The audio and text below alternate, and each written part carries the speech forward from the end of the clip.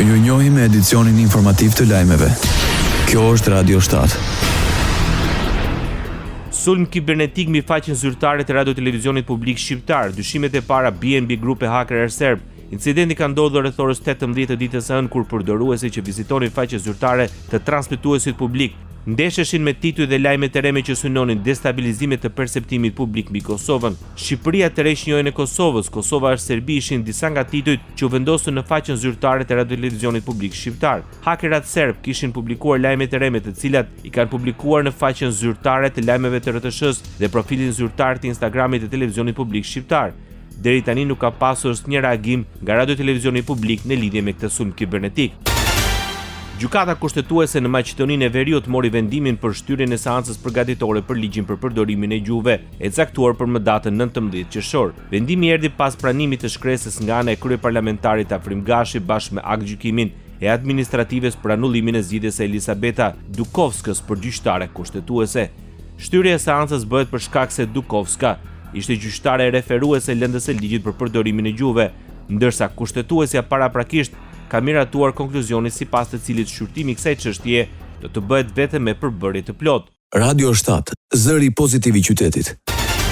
Pas garantimit të mandatit të 4 të qeverisës, mazhoranca socialiste propozon ndryshimin në sistemin e drejtësisë. Në një takim ku ishin pranishëm përfaqësues të prokurorisë së përgjithshme të prokurorisë speciale, ministri i drejtësisë theksoi nevojën për ndryshime. Qeveria shqiptare kërkon të kushtohet kujdes respektimit të drejtave të njerëzit, të prezumimit pavajsisë, vonesave në hetime apo forcimi mekanizmave të kontrollit të brendshëm. Ministri i drejtësisë Sulcimanjë mendon se rekomandimet janë korrekte, të matshme dhe të zbatueshme. Ai tha se do të ndjek nga afër zbatimin e tyre, teksa premtoi dhe bashkëpunim të ngushtë me prokurorinë në çdo hap të këtij procesi. Rekomandimet janë konkrete, të matshme dhe të zbatueshme. Ministria e Drejtësisë në bashkëpunim me organin e prokurorisë do të ndjek nga afër zbatimin e tyre dhe është e gatshme të bashkëpunojë ngushtësisht me prokurorinë në çdo hap të këtij procesi. Një nga rekomandimet e qeverisë ishte dhe krijimi i disa strukturave të reja të specializuara për çështje komplekse.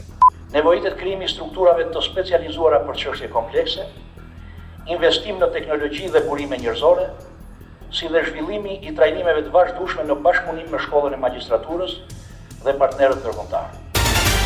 Kreu i prokurorisë së posaçme shfaqi rezervat e tij në rekomandimet e qeverisë. Altin Dumani vlerëson se rekomandimet nuk shoqërohen me të dhëna statistikore, analiza krahasuese apo tregues konkret që justifikon nevojën për ndërhyrje. Sipas tij, kjo mungesë i bën rekomandimet të duken subjektive dhe vështirë të matshme, sidomos për SPAK, që funksionon mbi bazën e efikasitetit, rezultateve dhe besueshmërisë publike. Rekomandimet nuk shoqërohen me të dhëna statistikore, analizë krahasuese apo tregues konkret që justifikon nevojën për ndërhyrje. Kjo mungesë e bazës empirike dhe metodologjisë së qartë i bën rekomandimet të duken subjektive dhe vështirë të matshme.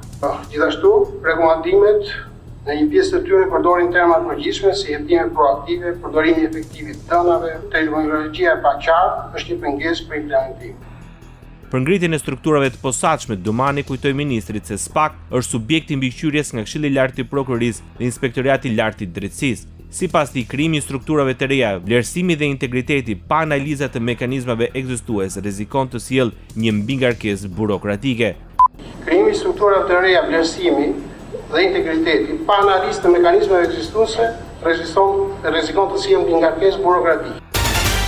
Prokurori i përgjithshëm i Shqipërisë, Olcian Çela, shpreh shqetësimin për mungesën e burimeve njerëzore. Gjatë takimit me kreun e SPAK dhe me ministrin e Drejtësisë, është konfirmuar se ka një mungesë 35% në organik, çka e bën të vështirë plotësimin e rekomandimeve. Në prokurorinë dhe gjykatën e Tiranës, sidomos është urgjente përmirësimi i infrastrukturës, pasi cilësia në ndjekjen e hetimeve lidhet me sigurimin e kushteve të punës, deklaroi Olcian Çela.